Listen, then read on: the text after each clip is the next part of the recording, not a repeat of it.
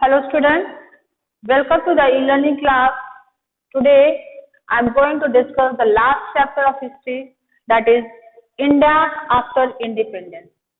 So in this chapter I will cover the topic a new and divided nation, a constitution is written, how a state formed, planning for the development of the nation.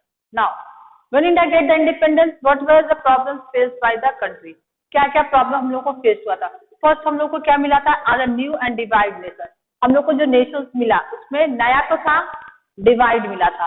उसके बाद क्या problem हम लोग को क्या था? हमको किस तरह से कॉन्स्टिट्यूशन बनाना है, किस तरह से हमको प्लानिंग करना है कि हमको डेवलपमेंट होगा और किस तरह से हमारा स्टेट फॉर्म होगा, तो मतलब कितने पॉलिटिकल सिस्टम्स होगा.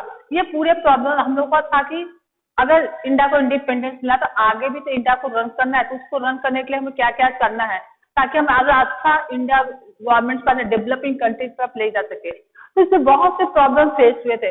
जैसे इंडिया के इंडिपेंडेंट हुआ उस समय बहुत पहला प्रॉब्लम क्या आया था कि हमको आज नेशंस को डिवाइड हुआ, हमको एज ए पाकिस्तान से आज डिवाइड किया गया, इंडिया को आज पाकिस्तान से डिवाइड कर दिया.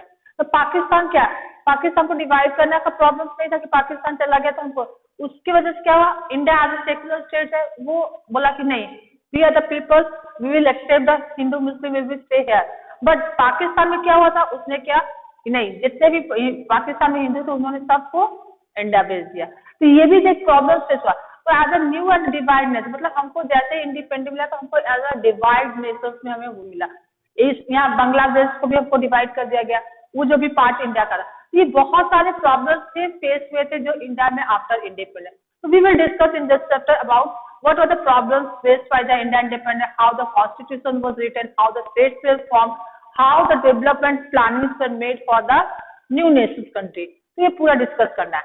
First we will discuss about a new and a divided nation. Now, when India became independent, it faced a series of great challenges.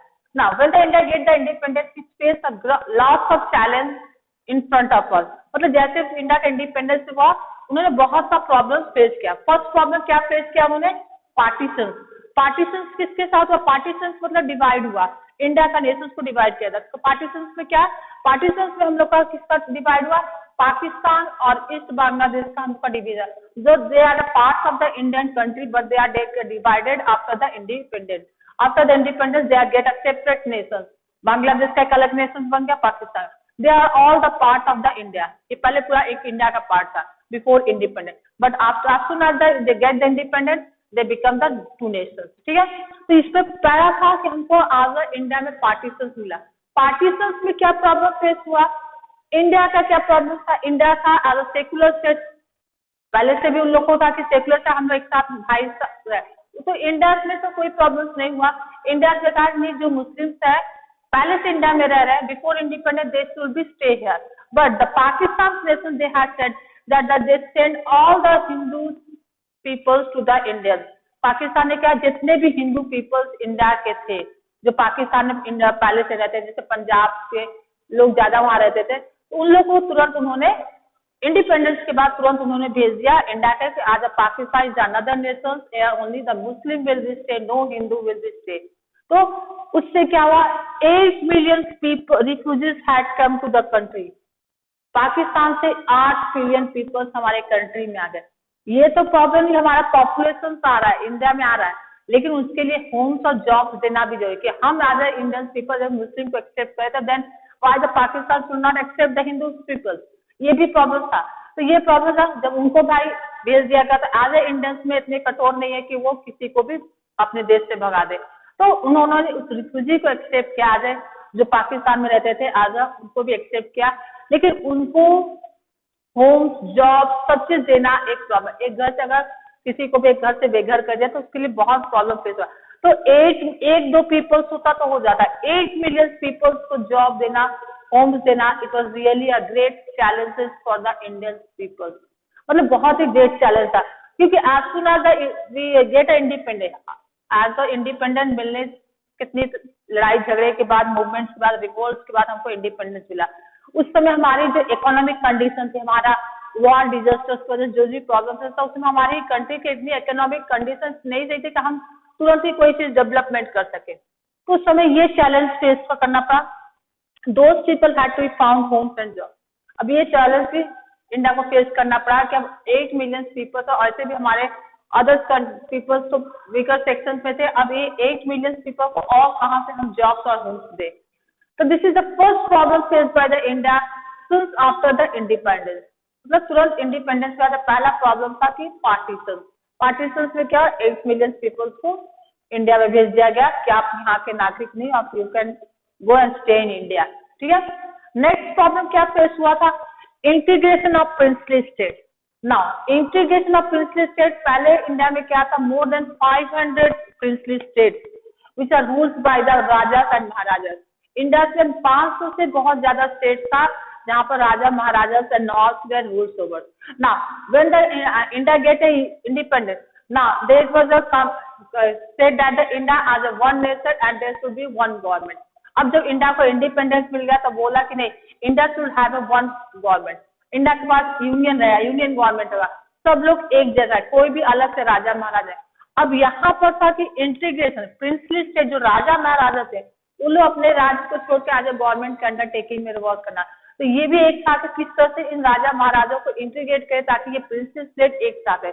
इसमें से मोस्टली द हैदराबाद जो प्रिंसेस है वो वहाँ के जो राजा थे वो लोग तैयार नहीं थे कि नहीं हम आज प्रिंसेस स्टेट, हम राजा महाराजा यहाँ राज्य करेंगे।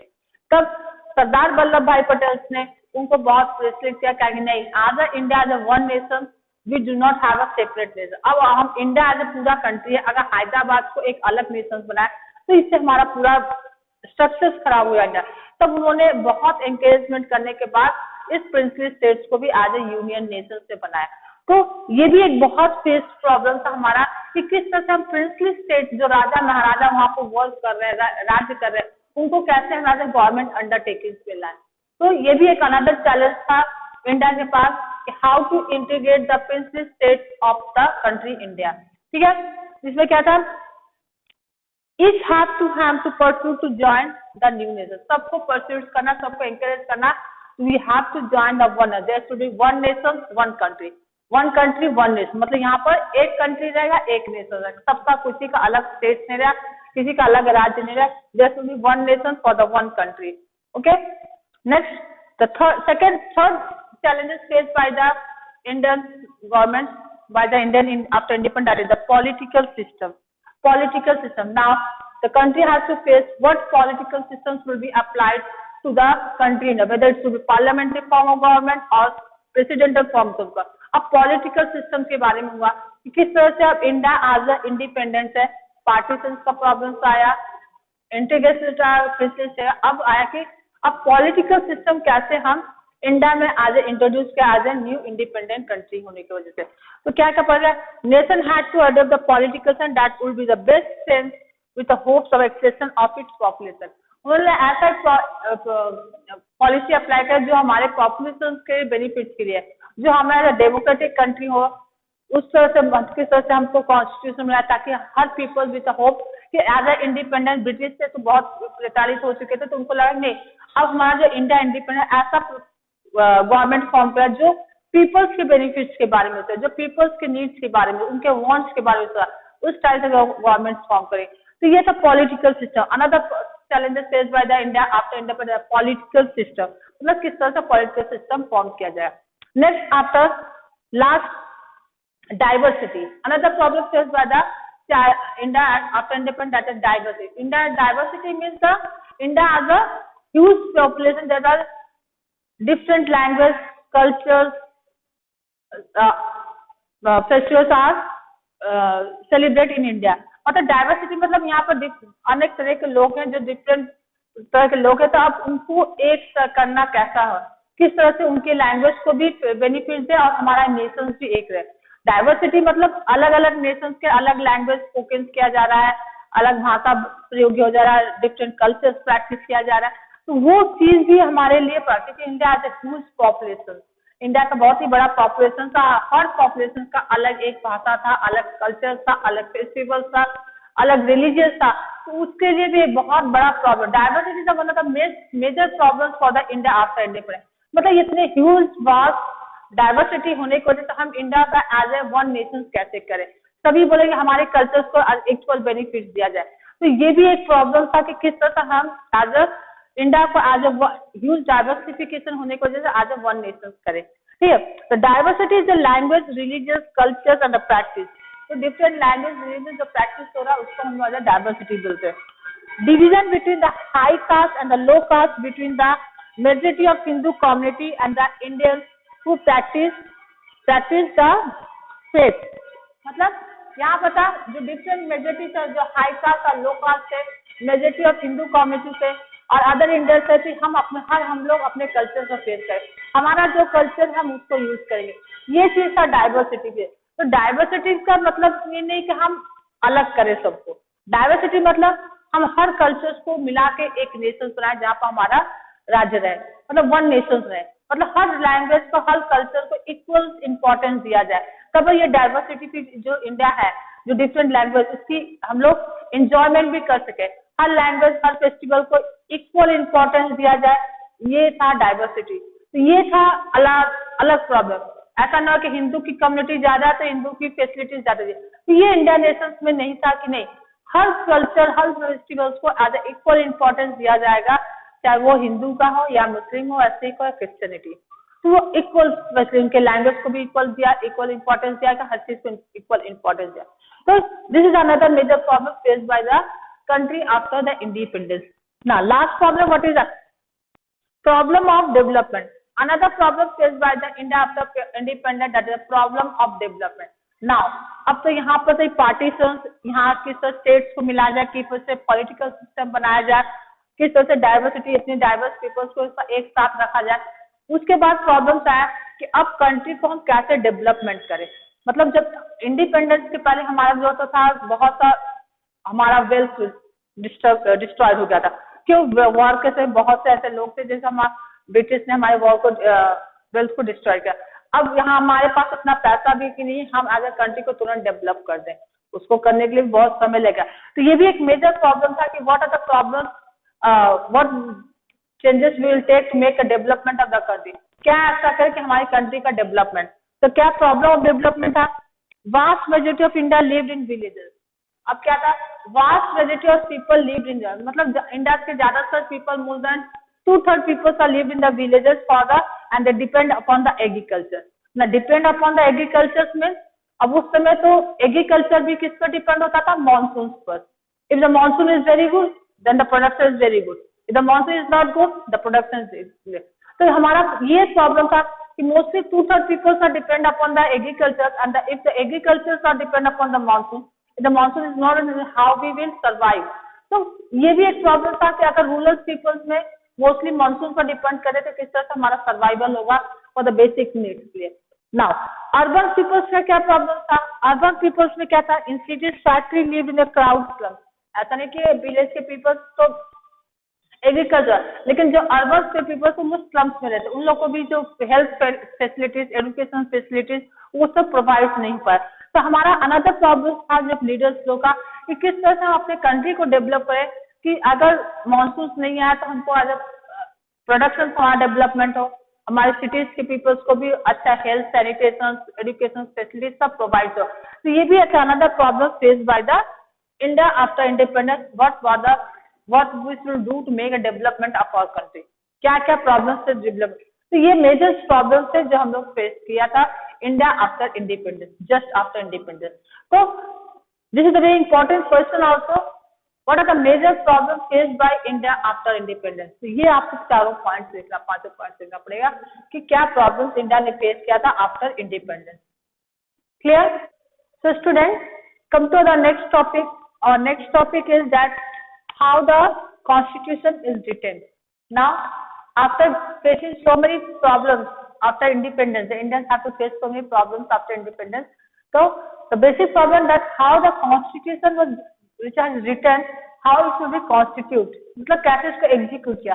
तो कॉन्स्टिट्यूशन इज रिटन मतलब कॉन्स्टिट्यूशन कब लिखा गया, कैसे लिखा गया, किस लोगों ने मिलकर लिखा, उसके बारे में डिस्कस है और क्या क्या फीचर्स थे कॉन्स्टिट्यूशन के। ठीक है, तो कॉन्स्टिट्यूशन क्या होता है? Constitution means the basic rules and regulations which is abide by the country to follow by the peoples of India. मतलब सर्टेन रूल्स और रेगुलेशंस है जो हमारे आज कॉन्स्टिट्यूशन में लिखा गया है कि पीपल्स को फॉलो करना है। मतलब they have to be followed to be, if you are Indian you have to follow the certain rules and regulations. ठीक है, तो ये कॉन्स्टिट्यूशन क्या है?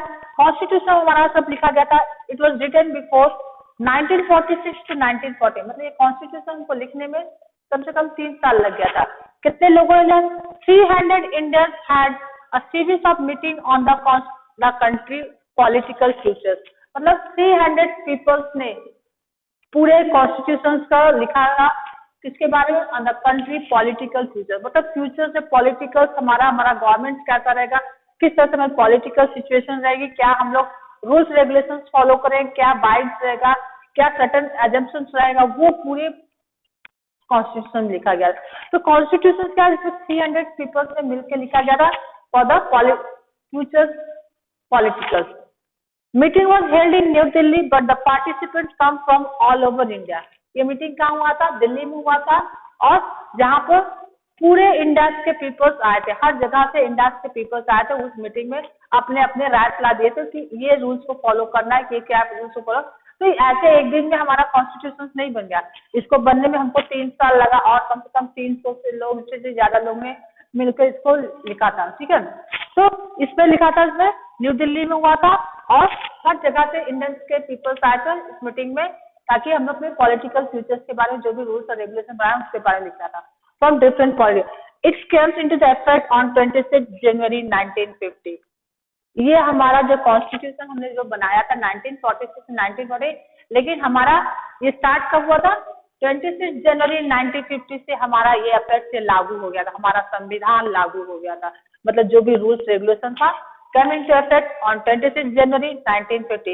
On this occasion we also celebrate as a Republic day. क्यों? इस दिन हमारा संविधान लागू हो गया था, हमारा कॉन्स्टिट्यूशन लागू हुआ था, इस दिन से हम लोग इसके रूल्स रेगुलेशंस के अंदर में आ गए थे, हम लोग को जो भी करना ऐसे इसके अंदर में पूरा वर्क करना था। ठीक है ना? What are the features of Indian constitution? क्या क्या फीचर्स है इस इंडियन कॉन्स्टिट्यूशन? बहुत से फीचर्स है, we will discuss some 3 or 4 point. तो फीचर्स ऑफ इंडियन कॉन्स्टिट्यूशन क्या था? First, universal adult franchise. Universal adult franchise क्या है? Here it was declared that all the citizens who are above the 18 years of age are cast to vote. मतलब पहले था 21 years old, after it was recommended by 18 years.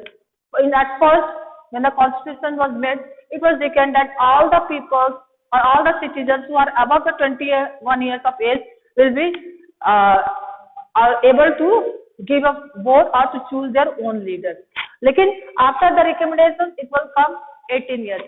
If the question has come, what is the universal adult person? You have to say all the citizens who are above the 18 years are cast to vote for or choosing their own leaders. ठीक है, उनको vote देने का हक, मतलब 1 person 1 vote 1 value, मतलब हर person का एक वोट है। तो यूनिवर्सल एडल्ट पर्सन बोला गया कि ये हमारा हर पर्सन को, सिटीजन को राइट दिया गया कि वो अपने लीडर्स को खुद चुने और आज वोट दे सके। नाउ इसकी भी बहुत कहानी है यूनिवर्सल एडल्ट पर्सन। बिफोर जब इंडिपेंडेंस नहीं हुआ था, अमेरिका में की बात की, अमेरिका की बात की, वहां पर सिर्फ only the mens were allowed to give a vote. पहले अमेरिका और अफ्रीका में ऐसा था कि वहां पर सिर्फ मेंस को अलाउ किया गया था, only the people, gents people, the mens were allowed to give a vote और choose their own leader. No women were and children were, no women and the were allowed to give a vote और the scheduled caste people, उन लोग को vote देने का हक नहीं था। लेकिन when the after certain assumption, मतलब बहुत लड़ने के बाद उनको मिला कि नहीं, the women were also allowed to give a vote. But India will when India get after independence, soon India gave permission for both the men and women were allowed to give a vote and to choose their own leader.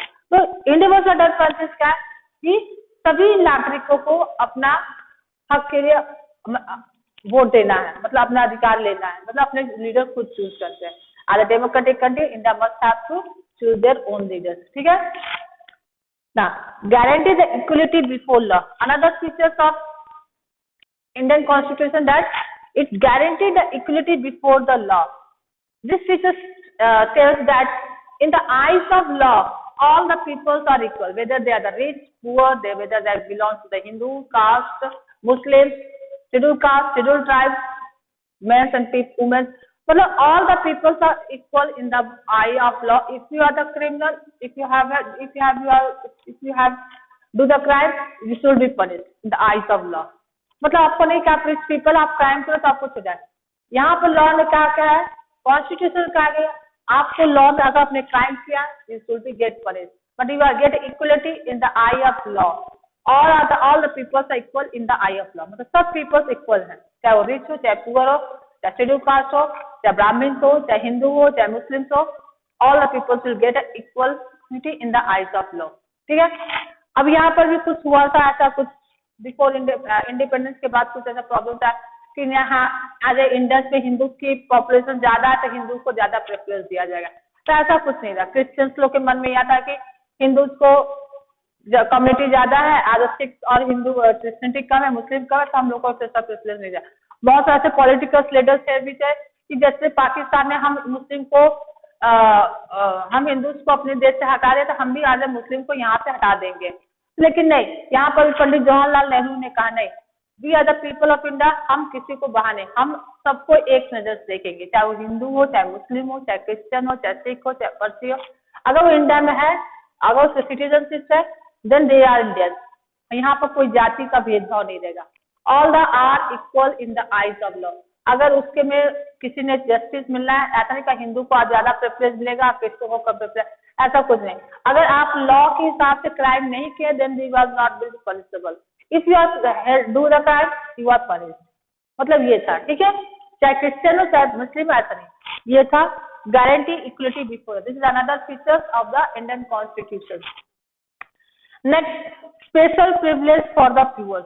Now another features of the Indian Constitution that they will given a special privilege to the poor people. Special privilege मतलब यहाँ पर क्या special privilege?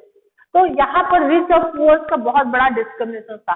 तो Indian constitution में कहा था हम poor people को भी, वीकर सेक्शन सोसाइटी को भी ऊपर उठाना है। तो कैसे उठाएंगे? ऐसे तो पैसा नहीं दे के उठा कर नहीं सकते, क्योंकि उनके पास पैसा नहीं, एजुकेशन नहीं कर पाए, कुछ कर भी नहीं करते। तो इसमें गवर्नमेंट ने क्या कहा, उन्होंने एक सर्टन सीट रिजर्व किया, इनके लिए सर्टन एजम्पशंस दे दिया।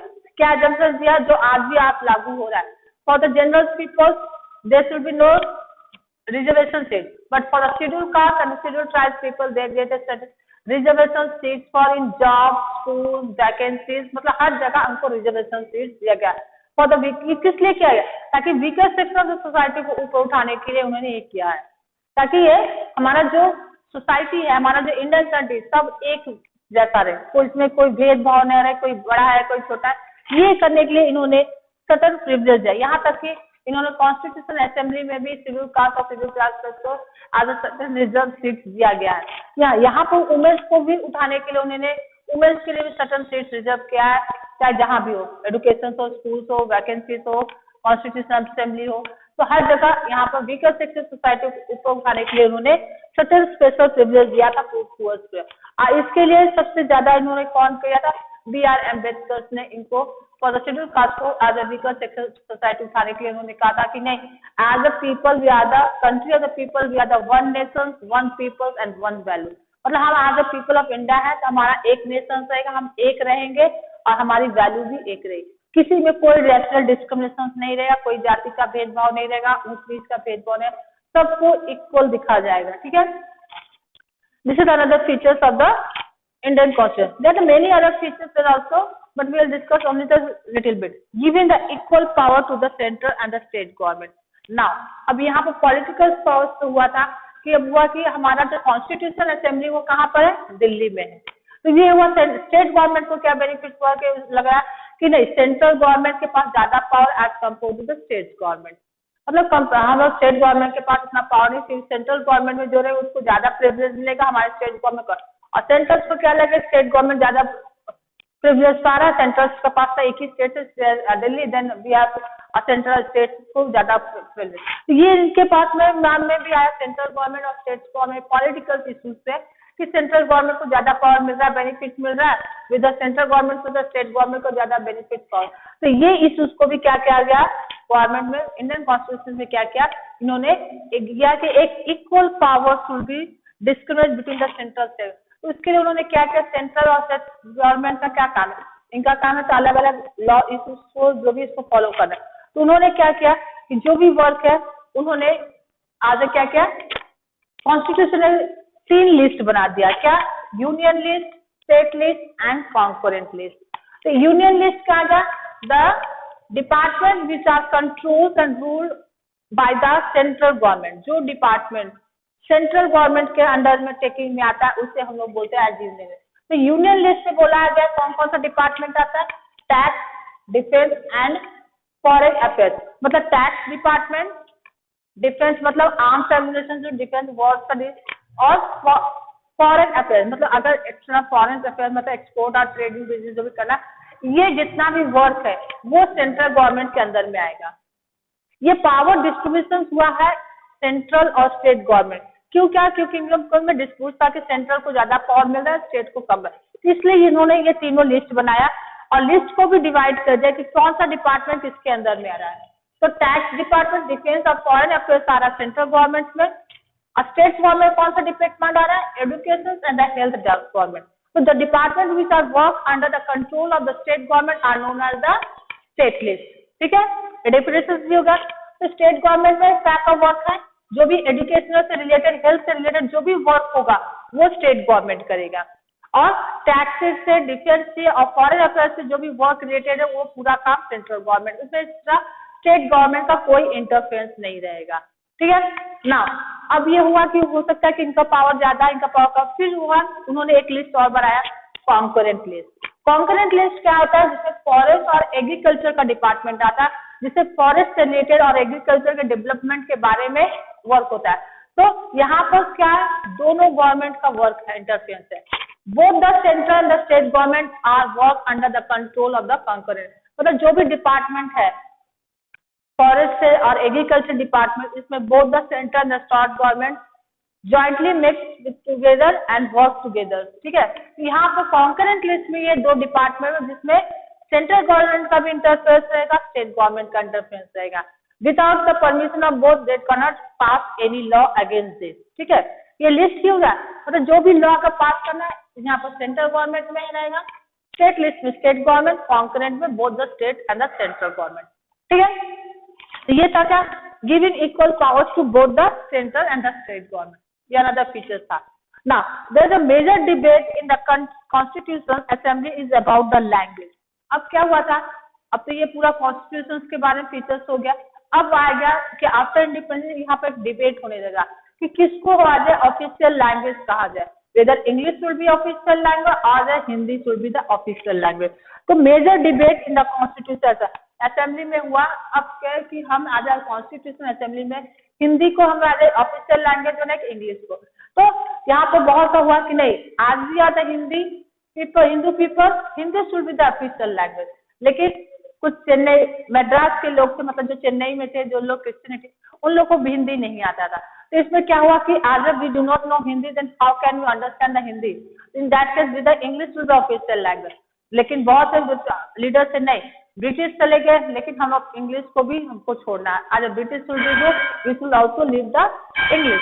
लेकिन इसके लिए क्या होता नहीं, बहुत सी क्रिश्चियनिटी, बहुत से पीपल्स से, क्योंकि India as a diverse language, India में बहुत सा डाइवर्स लैंग्वेज जिसमें उनको एज ए बहुत सी भाषा है जिसमें एज ए हिंदी उनको नहीं आता, बहुत लोग बंगाली से हिंदी नहीं आते, पंजाबी कुछ समझ में आते, चेन्नई के जैसे लोग क्रिश्चियनिटी माइनॉरिटीज से, तो उन लोग को हिंदी बिल्कुल ही नहीं आता। इसलिए ऐसा कहा गया कि आज क्या किया जाए कि आज अब ऑफिशियल लैंग्वेज किसको सिलेक्ट किया जाए। तो आफ्टर ग्रेट डिबेट होने के बाद फाइनली ये आया कि Hindi should be the official language and the English should be spoken in the court office services. ठीक है, हिंदी को ऑफिशियल लैंग्वेज बोला गया, लेकिन हाँ ऐसा नहीं कि आप इंग्लिश नहीं बोले, इंग्लिश आपको कहाँ बोला जाएगा, जहाँ पर आपको जरूरत है, सर्विसेज में, कोर्ट्स में, ऑफिस में, यहाँ आप इंग्लिश बोल सकते हैं, लेकिन official language should be as the Hindi. ठीक है, तो ये हमारे कॉन्स्टिट्यूशन में लिखा गया कि Hindi should be official language and English should be spoken in the court office and services. Clear.